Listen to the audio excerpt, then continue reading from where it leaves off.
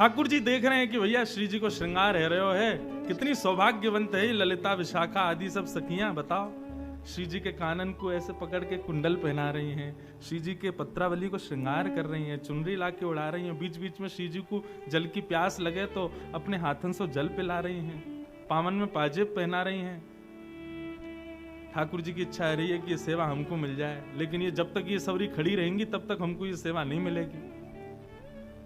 तो ठाकुर जी ऐसे वहीं विचरण कर रहे थे।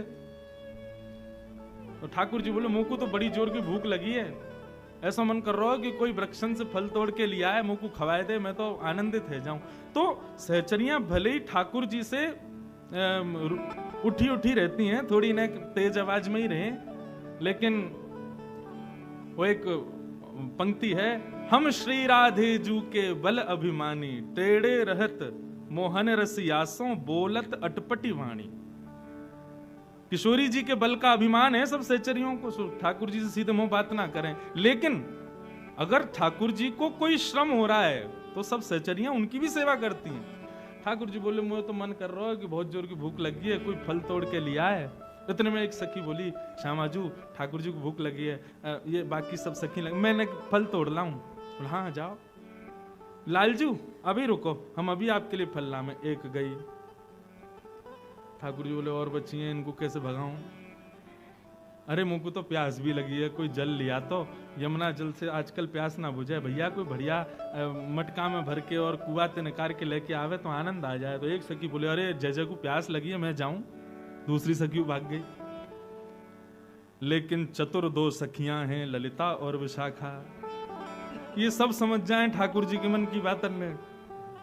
आहा, इतना सुंदर श्री भगवत रसिक जी का पद है। लाल एती चतुराई कहां पाई, ये लाला इतना चतुराई तुम में कहां से आई है? अब तो दो ही सखी रह गई, बाकी सब सखी तो ठाकुर जी ने भेज दी। कोई से कहती है, तेरो कसम चिल्ला रहा है, जल्दी जा, को भूख लगी है, जाके भोजन बना। बोली लाडली जू मैं अभी आऊं, भोजन पवा के। एक वैसे चली गई, सबको भगा दिया, दो ही रह गई। तब विशाखा ने देखा कि भाई ये समझ रहे हैं हम कहा इनके मन में चल रहे हो है, तब वो गा रही हैं।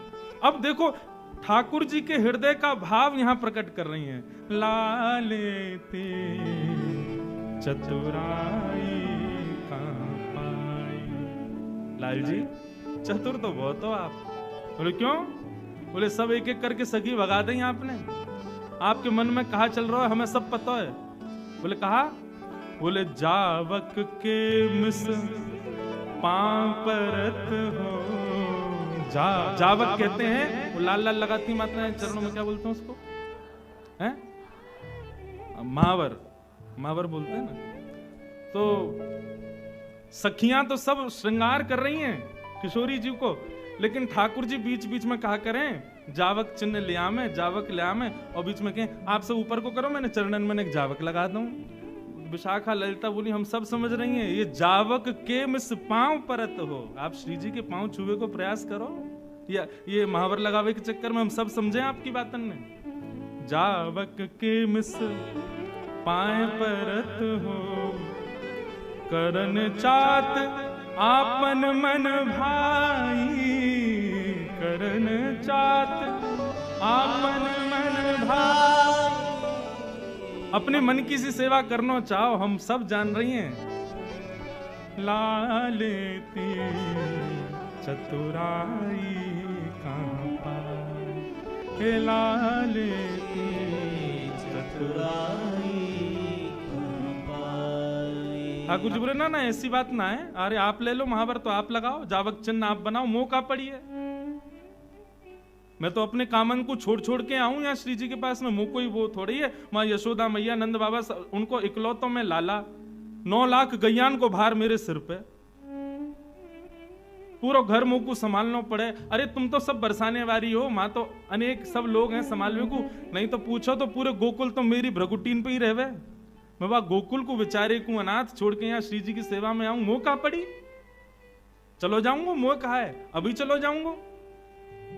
तब सखियां कह रही हैं, छल बहु भरे साधु से दीखो, चल बहु भरे साधु से दीखो। लाला किशोरी जी, देखने में ऐसा लगे कितनो सीधो है लाला हमारा है, देखने में ऐसा लगे कोई साधु पुरुष, लेकिन यहाँ के हृदय में जितने छल भरे हैं उतने कोई के हृदय में ना है।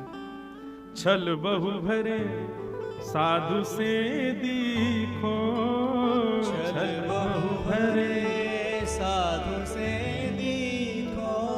यही कि मिस आपने कहा कियो, सखियन बतावत सेवकाई लालन, सखी बतावत सेवकाई।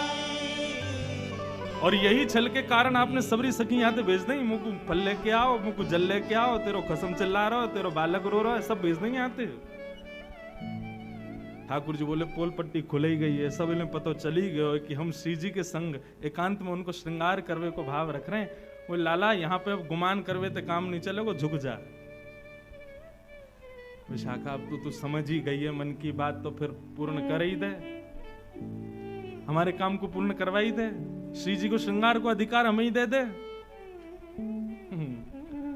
भगवत पाई परो ललिता के, भगवत पाई परो ललिता के। राज करो चिर सुखदाई, राज करो चिर सुखदाई। लाला यदि आप हमारी श्री जी के भाव साम्राज्य में राज करना चाहो तो जाओ ललिता के पाम परो, ललिता के चरण में शीश झुका के प्रणाम करो, ललिता आज्ञा देगी तब आपको श्री जी मिलेंगी।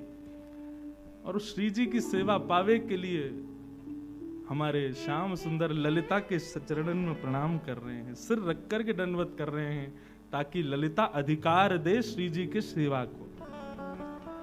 हमारे लाल जी को सबसे प्रिय है श्री जी की सेवा, लेकिन श्री जी की सेवा तब तक नहीं मिलेगी जब तक सहचरी कृपा नहीं करें।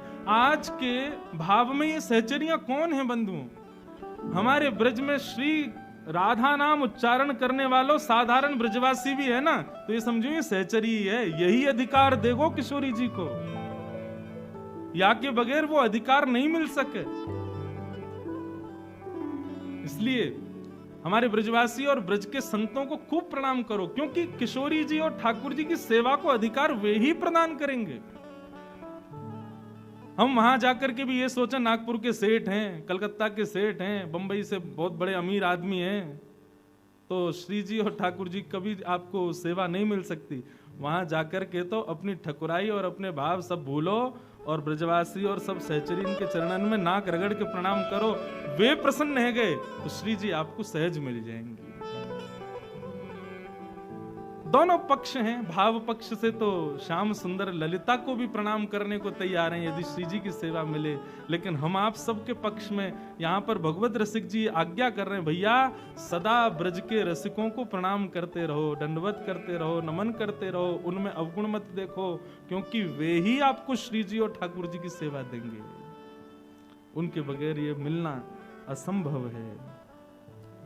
लालेते कहाँ पाई चतुराई, लालेते कहाँ पाई चतुराई। ठाकुर जी की ऐसी मधुर लीला है। ललिता विशाखा आदि सखियन को भी प्रणाम करें कि श्री जी की सेवा मिले। मधुर सेवा ठाकुर जी करते हैं और फिर सब सखियां युगल स्वरूप की आरती उतारती हैं। अब लीला आती है कुछ ऐसी, ठाकुर जी निरंतर वंशी का वादन करते हैं। बंधुओं, हमारे यहां वंशी को बड़ी बड़भागिनी बताया। श्रीमद् भागवत के वेणु गीत में तो गोपियां कहती हैं हमारी सौत है। बोले क्यों? वो निरंतर ठाकुर जी के ओष्ठों पे सोती है, उनके अधरामृत का पान करती है। ठाकुर जी नित्य या को अपनी कमरिया में बांध करके रखें, और तो और ठाकुर जी रात में अपनी तकिया के पास ही रख के सोवें। हमारे लाल जी आज भी शयन करेंगे ना चाहे मार्ग में भी फ्लाइट में कहीं जाए, कहीं वंशी संगी रहेगी। वंशी, छड़ी और बंटा जी। बंटा क्या है, वो पल्ली तरफ रखो ना, ये ठाकुर जी को टिफिन है छोटो। हमारे लाला को भूख बहुत लगे तो यहाँ में कछु ना कछु रखना पड़े। हम तो ऐसा करें, जब सफर में जामे ना तो ठाकुर जी के एक आध लड्डू रख दें और ठाकुर जी की झांपी में 1000-2000 रुपया रख दें। लाला और भूख लगे तो खरीद के खा लियो। भैया ये भाव की सेवा है, ये नियम की सेवा ना है, ये क्रम की सेवा नहीं, तो भाव की सेवा है।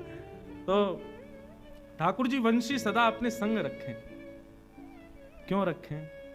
क्योंकि वह वंशी को श्री जी ने भी अपने अधर पर धारण किया है। और जब से श्री जी ने अधरामृत को पानवा वंशी को कराया है, तब से ठाकुर जी वही को लिपट करके सोमे, वही के संग रहे में, वह को सदा अपने संग रखें। वंशी को कभी त्याग ना करें।